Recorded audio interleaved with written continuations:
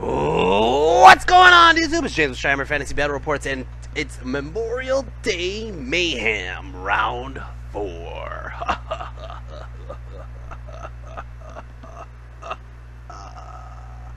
Anyways, guys, so it's Memorial Day Mayhem, and we went out there. I've already explained this in my first 3 battle reports of the game. We went out there on a whim. We're on a mercenary team where it's my brother, myself, Phil Carl, and Matt Irby. Now, we got through round 3, which was beating Once Bitten's team, which was a huge win for us. It was a huge morale boost. And we had a fun time after. After that game, we went out with Shannon Powell, Once Bitten, and Woghammer. We had dinner. We were shooting the shit, and Woghammer found out my my secret weapon, which is Monster Energy drink. He's like, "Wait a second, you order a Diet Coke, but you drink Monster Energy drinks?" I'm like, "Yes." I'm just gonna tell you right now. Every time I drink Monster, or I didn't have a Monster in my first game, and I lost pretty big. But after that, every single game I played, I had a Monster, and I won. And he was like, "Shit, you might be onto something." Anyways, so day 2, round 4, we walk in, and the whole time, again, we get there late. It's the same thing as with game 1. We got there late. We got there at the moment the game was starting, and I believe I was getting a Monster, and that's why they were waiting for me since I'm the captain. And I already had my game plan on who am I going to drop when we played Gene's armies and Gene's list, right, for CGL Team 1 or A. Gene's on Team A. So we get there, and all of a sudden, they're like, "James, we're playing CGL Team 1, not CGL Team A." And I was like, "God damn it." So I didn't really think about this. I wasn't sitting there, like, plotting. I mean, the whole car ride from Joel's house to here, I was thinking about who do we drop in case Gene drops so-and-so. Who do we drop in case blah, blah, blah, whatever, right? I wasn't thinking about fucking Phil Blake's team. So I was like, "God damn it." So, there was a couple matches we already knew. We wanted to have against Phil Blake because he had Woghammer, which is an Orc and Goblin player, which, in all honesty, I play Phil Carl, Treemaster Phil, so often on Universal Battle with my Orcs that he knows how to manhandle Orcs.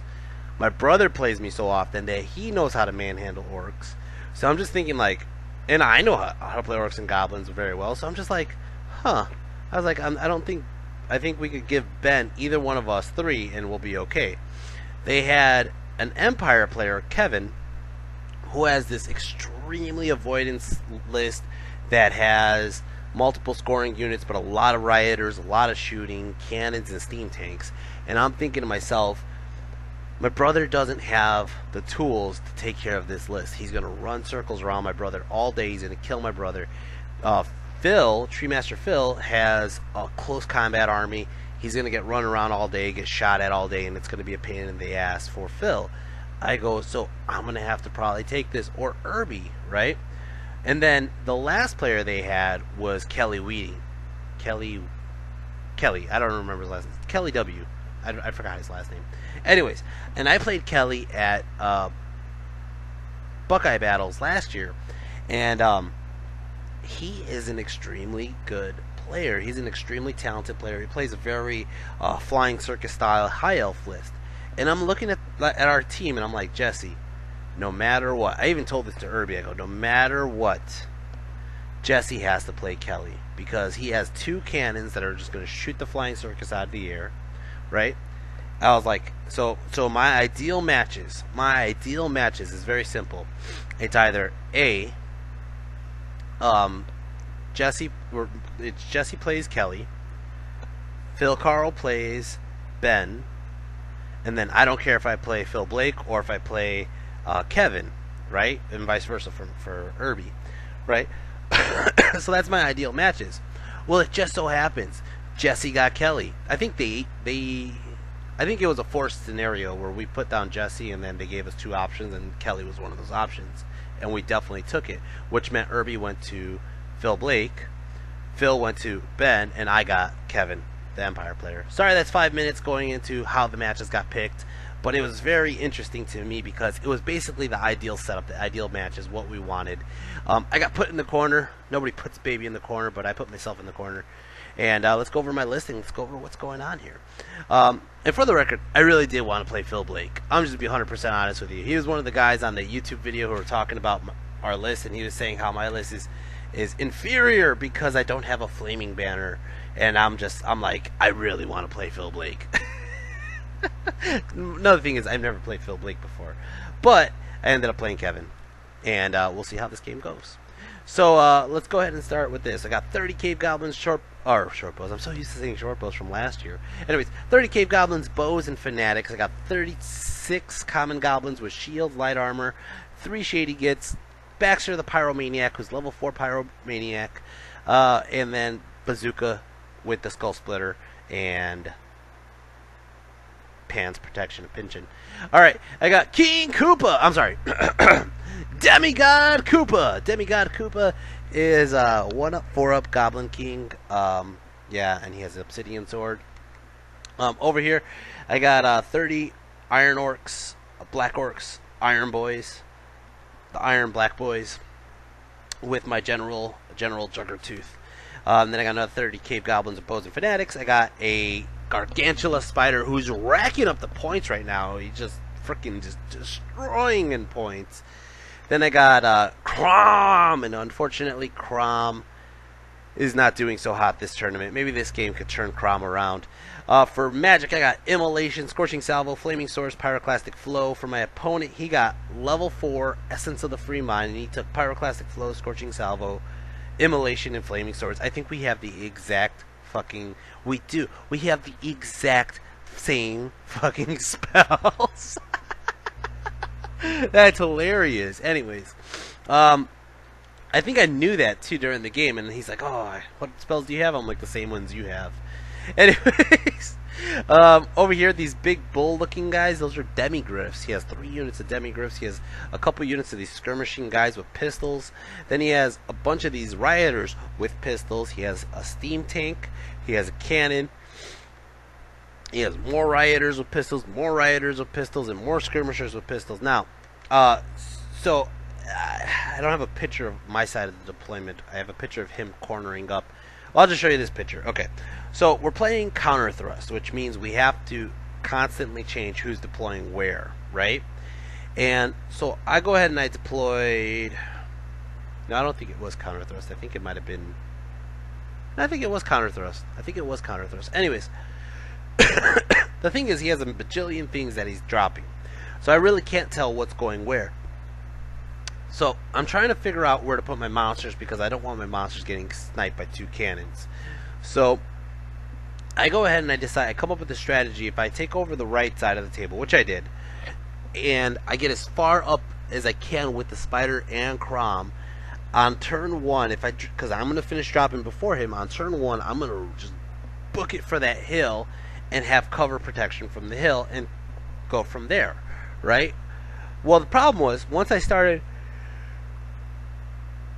putting monsters on the right side heavy, he decided to go the opposite end and bunker up in the left corner, which I think ultimately changes the way this game is played entirely, because there's that building in the way, there's a rock in the way, there's a hill in the way, there's only so much space, right?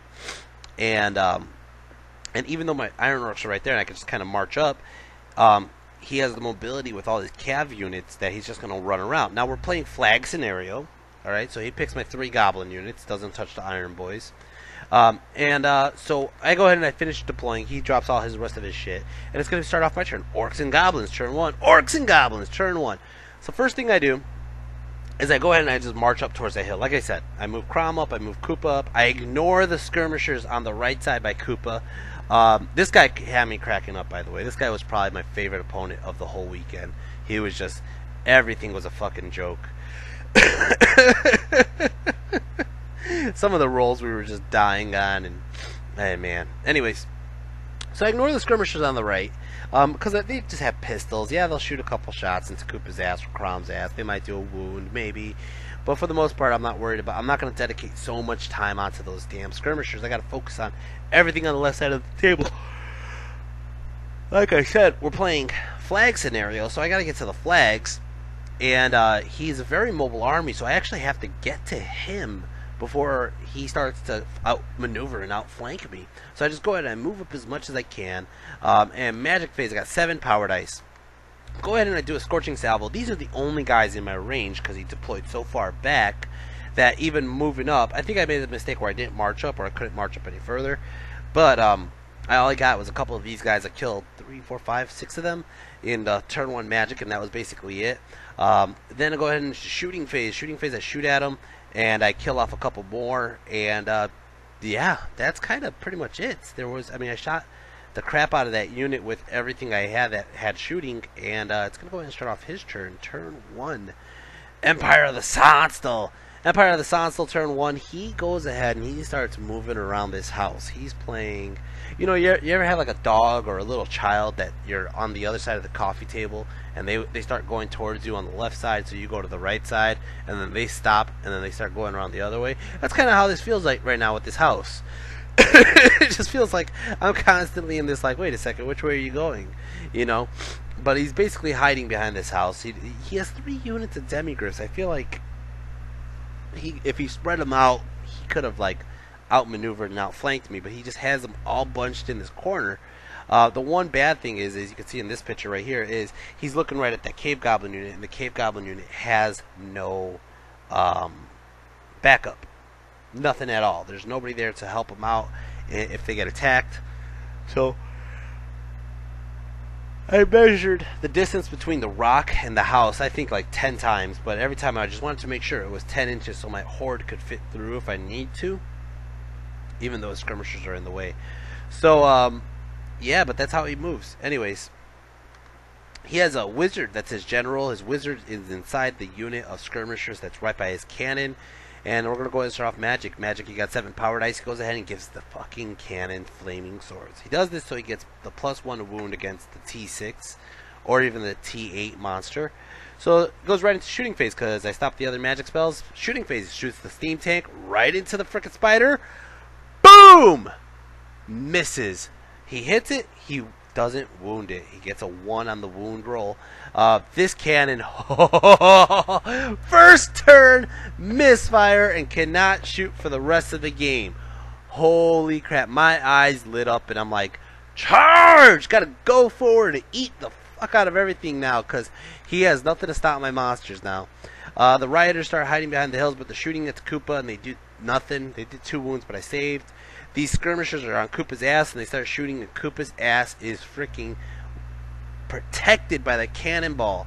Protected. And everything just bounces off Koopa's rubbery ass. Anyways, and I take that back. He actually gets 1 wound off. Fucking Koopa took 1 right up the butt, and that's it. It's going to start off turn 2, Orcs and Goblins. Turn 2, Orcs and Goblins. So, these guys are annoying me now in my ass. So, I go ahead and I turn the cave goblins around to shoot at those skirmishers that are bothering Koopa. I also figure if he continues to chase Koopa, he's going to get a fanatic to the face, right? The only downside to this is if he kills enough of my cave goblins, I'll panic and it'll cause whatever, maybe cause mass panics. I march the spider up, I march the iron orcs up. Now I put the iron orcs in a position, okay? In a position, first off, I'm assuming that his skirmishers aren't going to be there by my turn. By the following turn, okay, because he only has 2 skirmishers left. I move my cave goblins, I march them up into this position here, so if he charges with any single unit on the left side, I'm going to declare a flee, and I'm going to flee through the black orcs, flee through the common goblins, get onto the safe side. I'll still be in 12-inch bubble from my general, and I can countercharge with my black orcs through that gap in between the building and the rock. He noticed that I was doing this. He's like, I see what you're doing. But I still move up the spider, still move up Crom, I'm still getting shot at. Magic phase, I got 6 power dice. I go ahead and I do a ruby ring, and I kill off those 2 bastards. Then I go ahead and I do a scorching salvo, and it goes off, And all of a sudden, I hit his general's unit. It was just in 24 inches range. It was just like 23.99 inches. And I was like, huh. And I noticed after I killed so many with the Scorching Salvo, I'm like, wait a second. There's only like 4 more skirmishers in that unit. Alright? And if there's only 4 more skirmishers in that unit with his general, that means I can start picking wounds into his general. So I'm like, So I'm like, right now that's like my saving grace. I'm thinking I could just pick at his general, and he's gonna either have to hide him out of magic range, which is gonna neuter his magic, or he's gonna move him too far from his thing, and I'm gonna cause panics. And that's what I'm really hoping now, is just massive panic checks. So I go ahead and I release the fanatics for shooting phase. The Tornado goes through the freaking demigryphs. Doesn't do a single wound. I am not kidding. Does not do a single wound. The other one goes this way and stops an inch ahead of the demigryphs. Now, this is bad. I was hoping that they would have been stuck in the middle and he would have to, like, they would ping pong off everything over there. But basically, what happened is now the Tornado's in a spot where the skirmishers could just walk into it, and that's gonna suck. And yeah, you can see these demigryphs right here with the washer in the middle. That's actually one of the marked units for that I'm trying to get for flags. Over here, these guys shoot into his skirmishers. They kill off 4 of them, cause a panic. They run to the board edge, not off the board edge, and I'm like, all right, I don't have to fucking worry about these guys anymore. Nope, they fucking rally like fucking asshats. That's what they do. Over here, my BSB shoots into his skirmishing unit with his general, and gets a wound off onto his general. Holy crap. This is the moment where he realized, oh shit, I'm in a bad spot. And it's going to start off turn 2, Orcs and Goblins. Turn 2, Orcs and Goblins. Or, I'm sorry, Empire of the Sonnstahl. Empire of the Sonnstahl. Man, my voice cracked there. Alright. He walks the skirmisher. Look at this one guy. And I was making fun of this. We were laughing the whole damn time. He's like, you know, can you imagine a bunch of these guys with like sticks and swords, like, trying to stop the Tornado? They're like going around it like, no, don't go that way, don't go that way. They're trying to corral it. They're trying to make sure that it doesn't hit the frickin' demigryphs, right? But the Tornado is like swinging around and kills like a bunch of them. Unfortunately, the Tornado didn't kill all of them. There's 4 guys who lived, 4 died. They did not panic, and they killed my Tornado. Alright. But as you can see, these 4 lived. He does go ahead and move his demigryphs onto this one here, and he ends up taking 5 wounds, or 4 wounds, that went through his armor.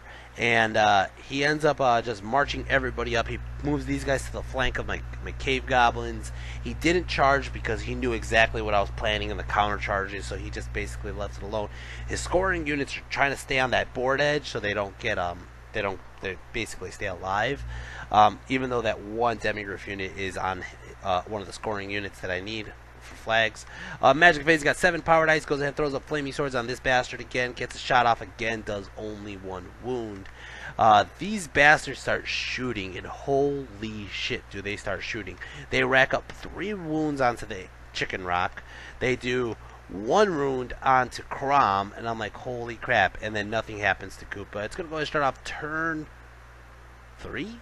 2? 3? 3. Turn 3, Orcs and Goblins. Turn 3, Orcs and Goblins. I'm like, these motherfuckers are still alive? Koopa's charging in. Koopa, you fat bastard, get in. And Koopa's like, I can't make it. And he stops. He fucking fails like a 7 charge. A freaking 7 on Swift Stride. I roll a 6. So, fuck, god damn it. God damn, Koopa, you have an obsidian sword. You're supposed to be fighting knights. What are you doing? Just dealing with these damn skirmishers. And what I end up doing here is, since his demigryphs lost a guy, I rank up my cave goblins into ranks. Alright? And I basically built myself a gap so if he charges in, I could counter charge with the Black Orcs, right? I decided to move, and I did this knowing ahead of time what's going to happen. I use a sacrifice play. I give him the chicken rock, the space rock, and I march the space rock to threaten his general, to threaten everything else over there, and basically knowing that his steam tank is going to go ahead and turn and ram into my space rock.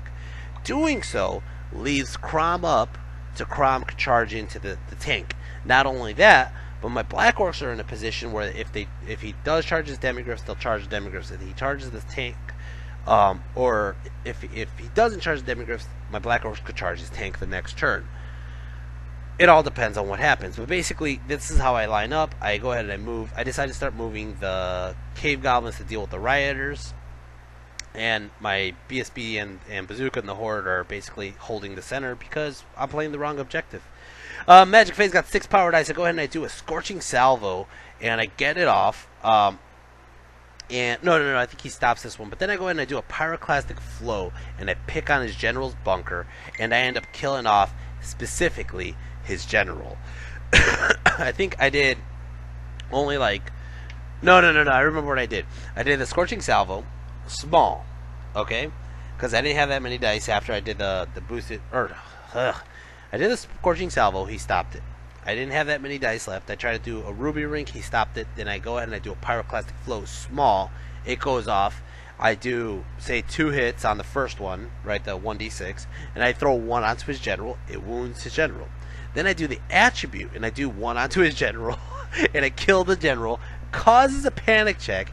His BSB and the rest of the guys run away, okay, and they run way back there. All right, for the record, they don't rally. They run off the table. So 1 fireball, or 2 fireballs, killed his General's bunker and killed his BSB. Holy shit. Shooting phase, these Cave Goblins ended up picking off one of his Demigryphs. Holy shit. And it's going to go and start off turn 3, Empire of the Sonnstahl. Turn 3, so he charges these Demigryphs here into my Cave Goblins. And I'm like, well, fuck that shit. I'm fleeing. So I flee, and I run through all my shit and end up on this side. Which I'm like, okay, fine. Now what are you going to do? You're going to charge my Black Orcs? And he's like, no, I'm going to fail my charge. Fuck that. So he goes ahead and he moves his one Demigryph that's still the scoring unit, and he moves him behind the hill where I can't even get to him. The other guys obviously fail charge and move towards me, and he starts moving his Knights way far away from the Space Rock because he doesn't want to lose his scoring units. I picked on those Electoral Cav as his scoring units, right, for flags. So he moves these guys right up to Crom's ass, and he shoots into Crom. He does 2 wounds. Okay, he does charge in the frickin' Steam Tank. Steam Tank starts racking up wounds. I believe the Space Rock's gonna die. Space Rock dies. All right, he does grinding attacks. I was already wounded. I go ahead and I swing. I do maybe 1 wound onto the Space Rock, which I didn't even think I gave her credit for. And then he goes back and he just rips me apart, just takes out my spider. But it all works in the sacrifice place because here it goes. We're going to go to turn 4, Orcs and Goblins. I'm calling out the Wog. Koopa is going in again just because these guys have annoyed the fuck out of me. Alright, so Koopa's going in. I should have just ignored these guys like I planned. But no. God damn. These guys are the biggest pest. The biggest pain in my ass. Alright. I charge Crom in to the Steam Tank. Now, I first declare the charge onto his Demigryphs. His Demigryphs flee. Alright, so I'm like, well, fuck it. I'm going to redirect into that Steam Tank and take the fucking tank out. I'm taking that tank to dinner. Alright, so I go ahead and I charge in. I have enough room to wheel in, get in, do all that shit. So I'm going to go ahead and I get in like so. Boom, boom, boom. My Goblins rally on a 5. I go back in Horde formation, and basically my other Goblins are basically facing the Rioters. I got to take out the Rioters. And basically that's how the table looks. Magic Phase got... Oh, shit, I got 11 power dice. This is where it gets ugly. I go ahead and I do Flaming Swords on my Black Orcs. Holy shit. Not that I even needed it, okay? But... Strength 7. Now I'm going to be technically, quote-unquote, Strength 8. Alright, with the Razor Banner. Alright? Strength 7 with the banner. I'm already getting +1 wound from Crom, so technically I could go extra hand weapons and just rip apart this thing, and I'll still be wounding it on 2s, but I do one better. I throw my Black Orcs to get Devastating Charge with great weapons. So I'm about to rip a hole right through this tank. That's what I'm going to do. I go ahead and I do a Scorching Salvo of 4 dice. And look at that roll. Holy shit. So, yeah, that was basically for Magic. So, close combat over here. Koopa kills one guy. Are you fucking kidding me? One. They flee. I decide not to chase. I think Peggy killed one more. But I decide not to chase. I'm like, they have to rally like on a 5 or a 6 or something stupid, alright? They're gonna flee off the table. The answer is no. They fucking rally again. Motherfuckers. But I turn Koopa this way to deal with those rioters. Alright. Over here, close combat, he kills 3 black orcs. I go ahead and I do what I've been doing, which is crush attack with Crom. Boom! Does 4 wounds. Holy shit. My general goes, boom! Rips up the rest of the freaking tank. The tank is dead before the black orcs even swung. I am not kidding. The tank is dead before freaking the black orcs even got to swing.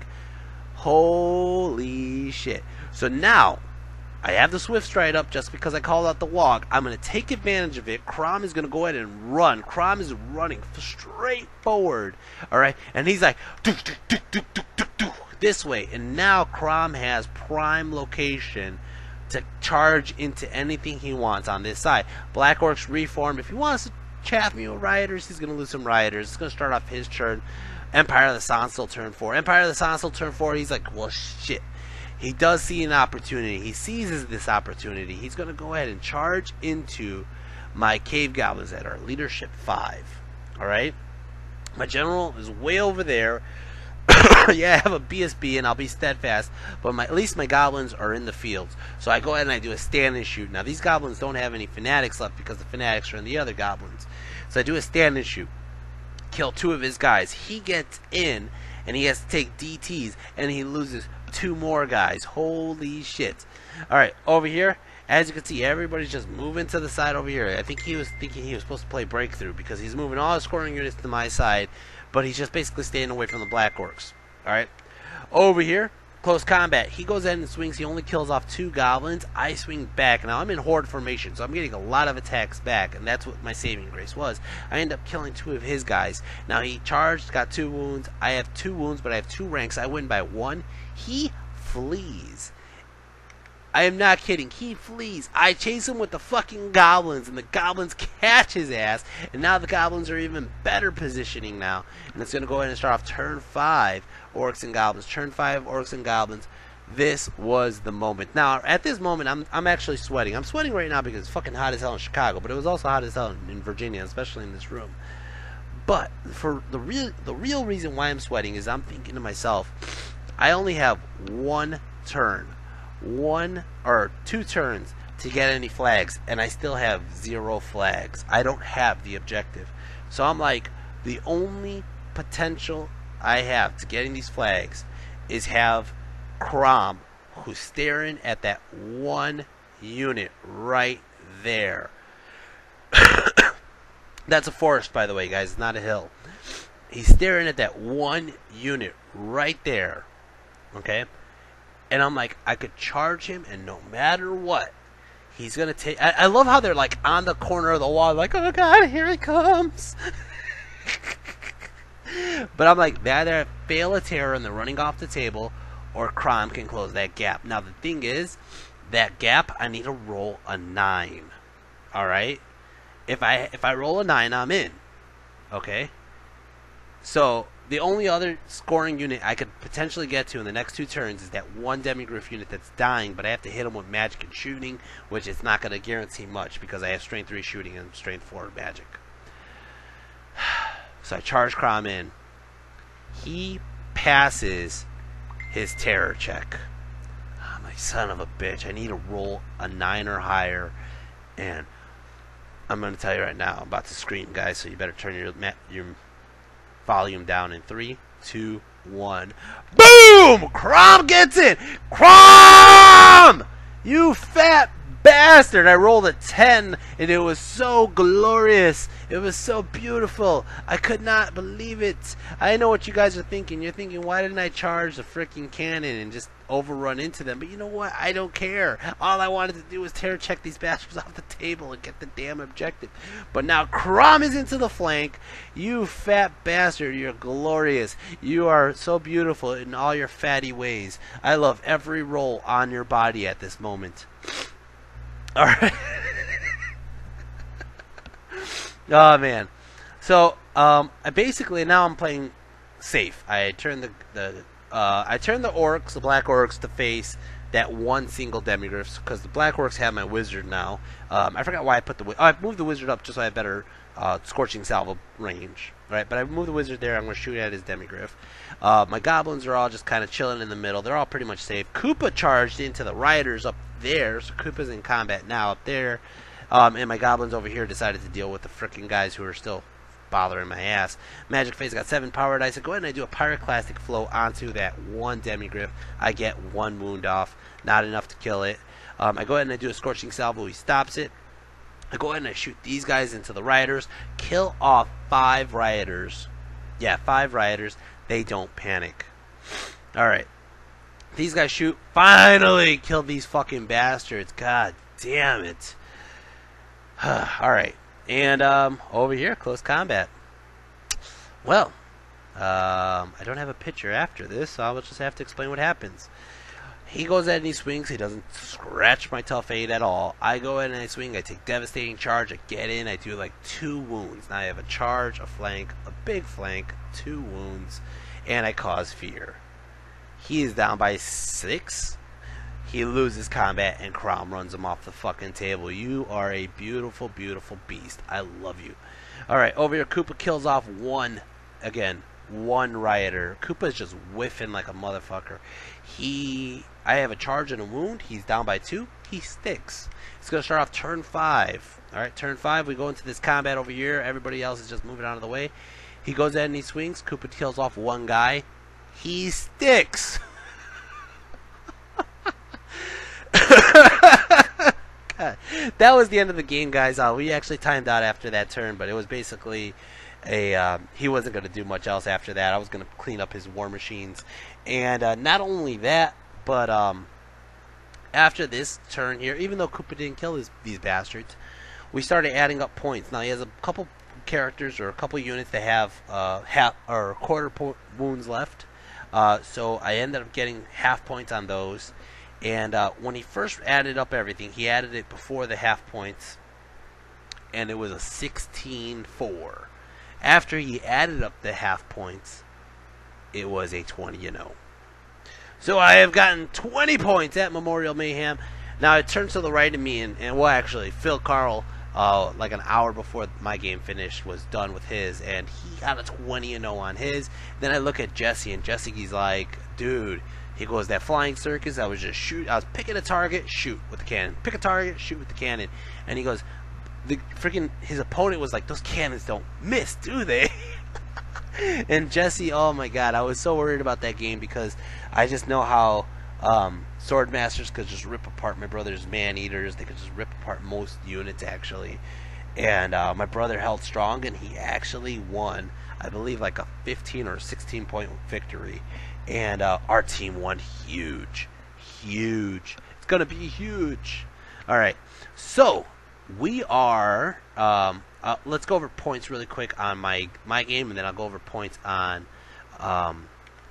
every game, basically. Alright, so, or everybody, the teams. Alright, so first off, the Black Orcs only got 440 points for killing the steam tank. That's all they really did. Everything else was just threat protection. Crom himself. Crom is my MVP, guys. Baxter destroyed basically the whole army, alright? Baxter was a fucking point machine, but Crom was the one who got me the objective. So Crom, you sexy fat son of a bitch, taking the MVP spot. Unfortunately, if you look at the total points, Crom for the whole tournament only got 1,000 points. And spoiler alert, that's where it basically ends. He doesn't get more points in the next round. So unfortunately, that's it for Crom, and Crom is going to be the tournament LVP at the same time. Even though this round he's my tournament MVP. Crom. It's okay, Crom. Anyways, King Koopa only got 198 points. Baxter got a ridiculous amount of points. Baxter is just racking up the points. He has more points than any other unit, period.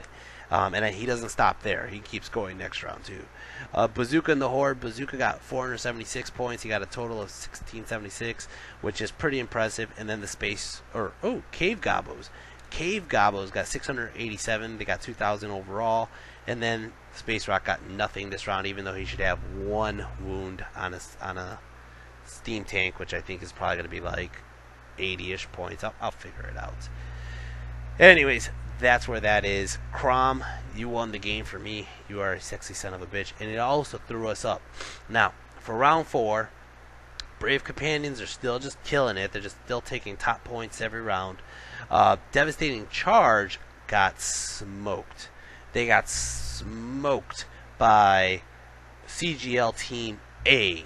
Now, CGL Team A is the last team we have to play, so this is where it's going to go. It's like, dun, dun, dun. Now, CGL Team 1 is the team we just played. They got a total of 26 points this round, so they got 130. Devastating Charges at 150. Brave Companions at 205. But look at this. CGL Team A is on our ass at 154 points. Warhammer All-Stars are at 151. And us, ITP, Immune to Psychology, jumped up to second place. From the whole tournament, we were at the bottom. Till now, we're at second place. So can we take second? We are like, holy shit, we could do this, guys. Like, we were the mercenary team. We're the guys who were not supposed to win. But we're doing good. We're holding strong. We're picking our right matches. Can we do it again? And here's the last picture I have in this slide. It shows you who we're playing. And if you guys don't know, Gene Phelps is Walder from Wargaming from the Balcony. And he is playing Irby in Capture the Flag.